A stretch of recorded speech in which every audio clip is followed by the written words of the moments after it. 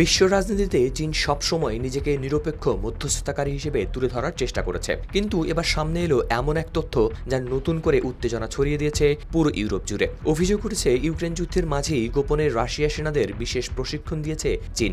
শুধু তাই নয়, প্রশিক্ষণ নেওয়া সেই সেনাদের অনেকেই নাকি ইতিমধ্যেই ইউক্রেনের যুদ্ধক্ষেত্রেও ফিরে গেছেন। ইউরোপীয় 3টি গোয়েন্দা সংস্থা ও রয়টার্সের হাতে আসা গোপন নথি ঘিরেই শুরু হয়েছে এই চাঞ্চল্য। প্রতিবেদনে বলা হয়, গেল বছরের শেষ দিকের চীনের বেইজিং ও নানজিং সহ কয়েকটি সামরিক ঘাঁটিতে প্রায় 200 রুশ সেনাকে দেয়া হয় প্রশিক্ষণ। সেখানে শেখানো হয় ড্রোন পরিচালনা, শত্রু ড্রোন ধ্বংস, ইলেকট্রনিক ওয়ারফেয়ার, সাজোয়া পদাতিক কৌশল, এমনকি মাইন নিষ্ক্রিয় করার মতো আধুনিক যুদ্ধ প্রযুক্তি।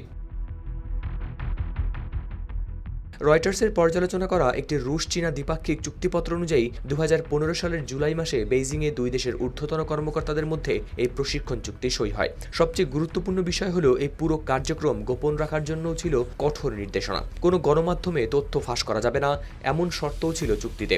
আর এখানেই বাড়ছে প্রশ্ন, কারণ ইউক্রেন যুদ্ধ শুরুর পর থেকে চীন প্রকাশ্যেই বলে এসেছে তারা এই সংঘাতে নিরপেক্ষ, তারা নাকি শুধু শান্তি চায়। অথচ এখন অভিযোগ উঠছে পর্দার আড়ালে রাশিয়া সেনাদের যুদ্ধের নতুন কৌশল শেখানো হয়েছে চীনের মাটিতেই।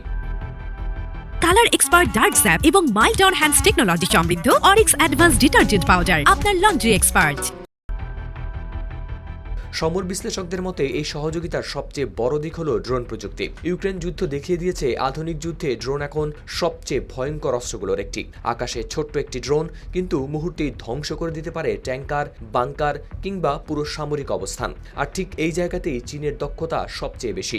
গোয়েন্দা সূত্র বলছে, চীনের উন্নত ফ্লাইট সিমুলেটর ও ড্রোন যুদ্ধ কৌশল রুশ সেনাদের নতুনভাবে যুদ্ধ করতে সাহায্য করছে। প্রশিক্ষণ নেওয়া অনেক সেনাই আবার উচ্চপদস্থ সামরিক প্রশিক্ষক, ফলে তারা দেশে ফিরে অন্য সেনাদের এই অভিজ্ঞতা শেখাচ্ছেন। রয়টার্সের হাতে আসা কিছু নথিতেও আরও বলা হয়েছে, প্রশিক্ষণে ড্রোন দিয়ে লক্ষ্যবস্তু শনাক্ত করা, ইলেকট্রনিক রাইফেল দিয়ে শত্রু ড্রোন ভূপাতিত করা, এমনকি জাল ছুড়ে ড্রোন আটকানোর কৌশলও শেখানো হয়েছে। যদিও রাশিয়া ও চীনের প্রতিরক্ষা মন্ত্রণালয় এখন পর্যন্ত এ বিষয়ে করেনি আনুষ্ঠানিক কোনো মন্তব্য, তবে চীনের পররাষ্ট্র মন্ত্রণালয় দাবি করেছে ইউক্রেন ইস্যুতে বেইজিং সবসময় নিরপেক্ষ অবস্থান বজায় রেখেছে। তাদের ভাষায়, কেউ যেন উদ্দেশ্য প্রণোদিতভাবে আরও উস্কে না দেয় এই সংকটকে।